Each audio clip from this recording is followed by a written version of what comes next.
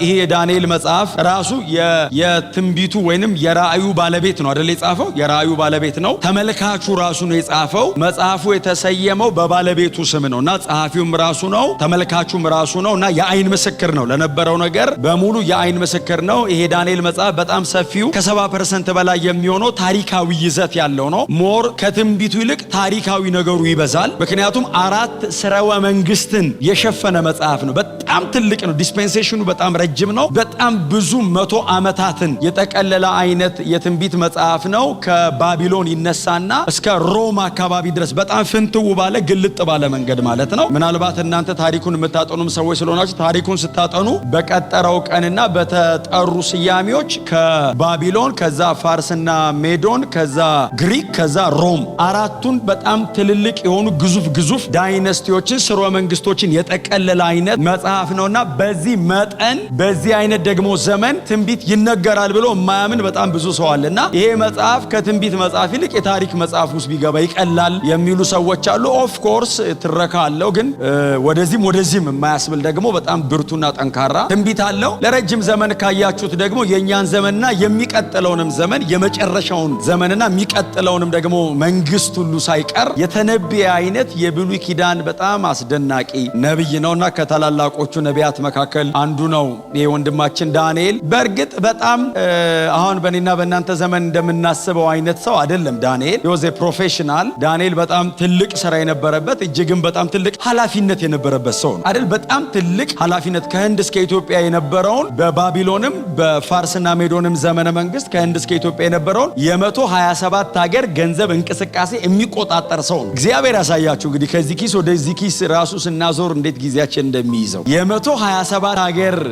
ትራንዛክሽን እየተቆጣጠረ ለመጸለይ ጊዜ ነበረው። መንፈሳዊ ዓለም ለማየት ጊዜ ነበረው። መንፈሳዊ ዓለም ላይ ያሉ አለቆችን ዲል ለማድረግ ጊዜ ነበረው። በነብዩ ኤርሚያስ የተነገሩና በነ ኢሳይያስ የተነገሩ የትንቢት ቃላትን ዲዘርን አድርጎ ለማስፈጸም የመጸለያ ጊዜ ነበረው። ማሰብ አይቻልም አይደል? የ127 ሀገር ገንዘብ መቆጣጠር ማለት ዘንድሮ ቸርችና ራሱ አንለ ምን ጊዜ ተገኝቶ የት ሀገር አግኝተን 127 ሀገር ነው። አንድ እግር የሆነ ሀገር ነው፣ ሌላኛው እግር ሌላ አህጉር ነው እና ግማሽ እግር አፍሪካ፣ ግማሽ እግር ኤዥያ የሆነ ነገር ደግሞ እንግዲህ በእጅ ደግሞ አውሮፓ ትደገፋል። በዚህ ደረጃ ያለ ሰው ስቲል ስፒሪቹዋል መንፈሳዊ ነው። በዚህ መጠን ሆኖ ምን ልላችሁ ነው? የዳንኤልን መጽሐፍ ሳነብኔ ጊዜ የለኝም፣ አያዋጣም። በዚህ መጠን በጣም ጊዜውን ለሚሰራው ስራ የሰጠ ሰው ከሚሰራው ስራ በላይ ደግሞ ለእግዚአብሔር ጊዜ ነበር። ክብር ለኢየሱስ ይሁን እና ይሄ ነብይ በልጅነቱ ነው ወደ ባቢሎን የተወሰደው። ከይሁዳ ምርኮኞች መካከል ንጉሥ ናቡከደነጾር በናቡዘረዳን በኩል ከይሁዳ ወደ ባቢሎን ምርኮኞች ሲወስድ የመጀመሪያ ተማራኪዎች ከነበሩት መካከል ዳንኤል የመጀመሪያው ነው።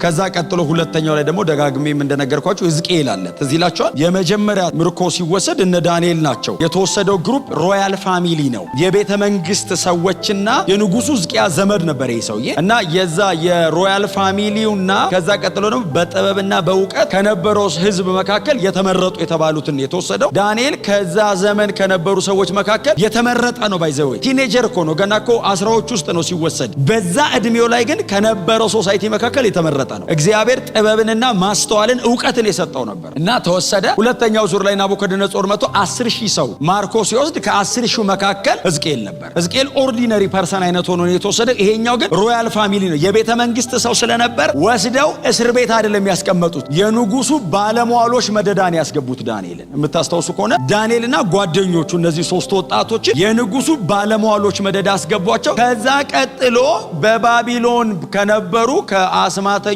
ከመተተኞች ከነሱ መደዳ አስገቧቸው። አሁን የእግዚአብሔር ሰው የሚባል የለም። የጥበብ ነገር ካለው ጠንቋይ መሃል ነው የሚገባው። የእግዚአብሔር ሰው መሆኑን ራሱ ነው የሚለየው እንጂ ናቡከደነጾር ማኑፍ ጋር አያውቅም። ጥሩ ነገር ካለ ቃላተኛ ነጠቢብ ነው ማለት ነው። ኮከብ መቁጠር ትችላለህ። መንፈሳዊ ዓለም የሚገባ ከሆነ እሱ የሚያውቀው አጋንንት ነው፣ እግዚአብሔር አያውቅም። ስለዚህ ዳንኤል ነው ገብቶ እግዚአብሔርን የሚያስተዋውቅ። ናቡከደነጾርና እግዚአብሔርን የሚያስተዋውቁት እነዚህ ልጆች ናቸው። ናቡከደነጾር አያውቅም እግዚአብሔር። እንደውም በጣም የቀደመው ነገስታቶች በጣም ትዕቢታቸው ከሰው አልፎ ወደ አማልክቶች ይሄዳል። ትዝ ይላችኋል ሰናክሬም የሚባለው የአሶር ንጉስ ሁለተኛ ነገስት ምዕራፍ 18፣ 19፣ 20 በእነዚህ 3 ምዕራፎች ትዝ ይላችኋል። በተለይ ምዕራፍ 18 ላይ ወደ ሕዝቅያስ የላከለት መልእክት የምታስተውሱ ከሆነ አምላክ እግዚአብሔር ከእጅ አያድንህም አለውና ለሕዝቡ ደግሞ የንጉሱ ባለሟል የነበረው ሰው ቅጥር ላይ ቆመና ሕዝቅያስ አምላካችን ያድነናል ብሎ እንዳያታልላችሁ አለ። ምን እንዳለ ታውቃላችሁ? እኔ አለና እንትን አገር ሄጄ አምላካቸውንም ንጉሳቸውንም ነው ድል ያደረኩት ብሎ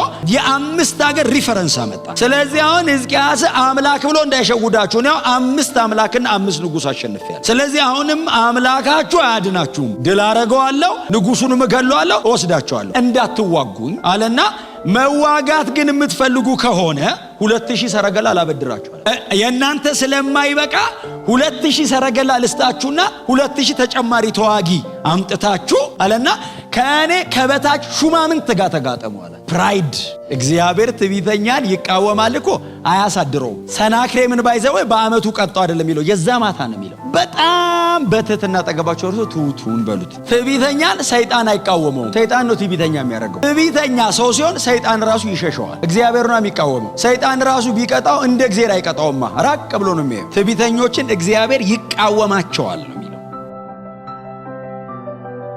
ፕራይድ ማለት ምን ማለት መሰላችሁ? ትዕቢት ማለት እኮ እግዚአብሔርን መጋረድ ማለት ነው። እግዚአብሔር ፊት መቆም እኮ ነው። እግዚአብሔር ሊወስድ የሚገባውን ክብር ጠጋ ብዬ ስወስድበት ማለት ነው። እግዚአብሔር ዞር በል ሲልህ ምድር ባለበት ቃሉ ዞር በል። እግዚአብሔር ምድር ብሎ ሲጠራ የሌለ የሚያመጣ አምላክ ዞር በል ሲልህ ዞር አይደለም የምትለው ነበር ነው የምትባለው። ወደ ምናምን ምንትን ራሱ መግለጫ ራሱ ወደ አፈርነት ወደ ኤግዚስተንስ ነው የሚጠፋው። እስቲ ዞር በልልኝ ቢልህ እግዚአብሔር በእጁ ነው። እንደዚህ ነው ከኃይለኛው ከእግዚአብሔር እጅ። የእግዚአብሔር እጅ አይደለም የሚለው ኃይለኛው ነው የሚለው። ትዕቢት ላይ የተጠቀሰ ቃል ነው። አንደኛ ጴጥሮስ ምዕራፍ 5 ላይ ትዕቢተኞች ይቃወማል ብሎ እናንተስ ከኃይለኛው ከእግዚአብሔር እጅ በታች ራሳችሁን አዋርዱ። ምን አይነት እጅ ነው? እጁ ኃይለኛ ነው። ለምን የተጠቀሰው? ለትዕቢተኛው። ሩታኑንስ ለማንሳት ትዕቢተኛውንስ በዛው እጅ ነው የሚቃወም። በኃይለኛ እግዚአብሔር አንተ ኃይለኛ እጅ እኮ አይደለም።